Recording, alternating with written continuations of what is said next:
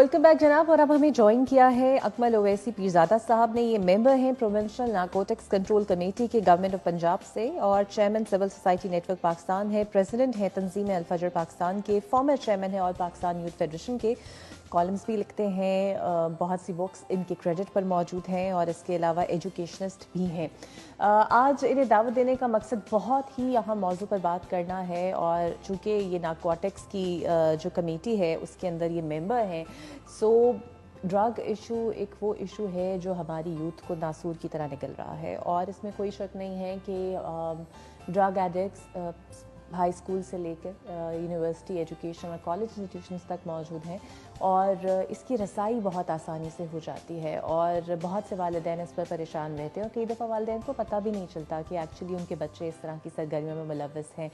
सो होना क्या चाहिए, कंट्रोल किस तरह किया जा रहा है, क्या प्रिकॉशंस होने चाहिए, आज हम यही अकमल साहब से जानेंगे। Welcome to the show sir, बहुत शुक्रिया आपका। Thank you. So drug usages हमारे यूथ में है और इस्लामाबाद हो गया, लाहौर हो गया, बहुत केसेस सामने आते हैं। इनफैक्ट खुली आंखों से हम इग्नोर कर देते हैं, पता भी होता है। सो एक्चुअली जब आप कमेटी के अंदर हैं, सो कैसे आपने सोचा है इसका कोई फ्रेमवर्क हो, कोई कंट्रोल करने का तरीका हो? बिस्मिल्लाहिर्रहमानिर्रहीम। बहुत शुक्रिया कि आपने दावत दी। पहली बात तो ये है कि ये वाकई बहुत अहम इशू है जी, और इसको इतना हम अहमियत नहीं देते जितनी देनी चाहिए। दूसरी बात यह है कि जब ये कमेटी बनी, 18 अमेंडमेंट हुई 2013 में, तो सूबाई अदारों के साथ लिंक हो गया नशात की रोकथाम का। तो इसको पंजाब में एक्साइज डिपार्टमेंट देख रहा है और इसके चीफ सेक्रेटरी हेड हैं, 12 सूबाई सेक्रेटरी हैं, 4 IG हैं और फोर्स कमांडर इसके शामिल हैं और पंजाब से मुझे लिया गया है एज ए मेंबर।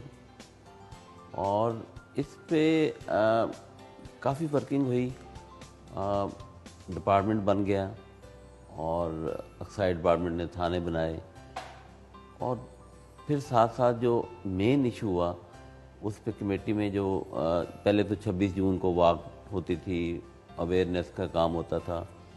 अब जो मेन काम हुआ वो स्कूलों कॉलेजों में अवेयरनेस का बहुत ज़्यादा हुआ और उसके साथ साथ हमने UNODC के साथ मिलकर कि अक्सर लोग जो एडिक्ट होते थे उनको नशे ही कहना या उनका इलाज नहीं हो सकता, उनको जेलों में डाल देना, ये ख़त्म करवाया ख़ास तौर पे कि ये नशा इसका इलाज हो सकता है, ला इलाज नहीं है। तो इसके लिए काफ़ी वर्किंग हुई और फिर हमने जो अक्सर लोग कहते हैं कि स्कूलों कॉलेजों में एडिक्शन ज़्यादा है, तो है ठीक है, बहरहाल इस लेवल पे नहीं है कि सारा इल्ज़ाम नौजवानों पे डाल दिया जाए।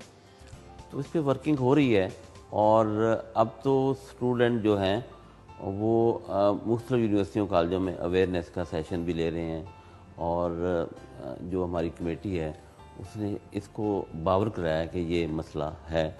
और पहले जैसे आपने बात की कि लोग बिल्कुल आंखें बंद कर लेते हैं और देखते नहीं। पहले ये होता था इसके कोई एडिक्ट हो गया किसी घर में, मेल या फीमेल बहुत सारी हैं, तो उसको घरों में रखते थे, बाहर लेके ना आना, उनका इलाज ना होना। अब लोगों को में अवेयरनेस आ रही है और इसका इलाज भी हो रहा है। सर इस पे कोई काम किया है कि इतनी आसानी से अवेलेबिलिटी कैसे हो जाती है यूथ को? इस पे तो बहुत सारे कॉलम भी लिखे गए, बहुत सारी चीज़ें हुई। पीछे एक कॉलम एक इंग्लिश अखबार में मेरा आया था।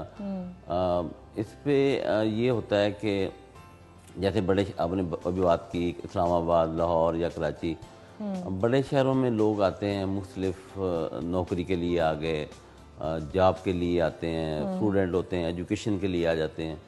तो उस पे ये है कि हमारे पास इतनी कैपेसिटी नहीं होती रोज़गार के लिए भी और स्टूडेंट के पास अब तो बहुत सारे नशे आ गए।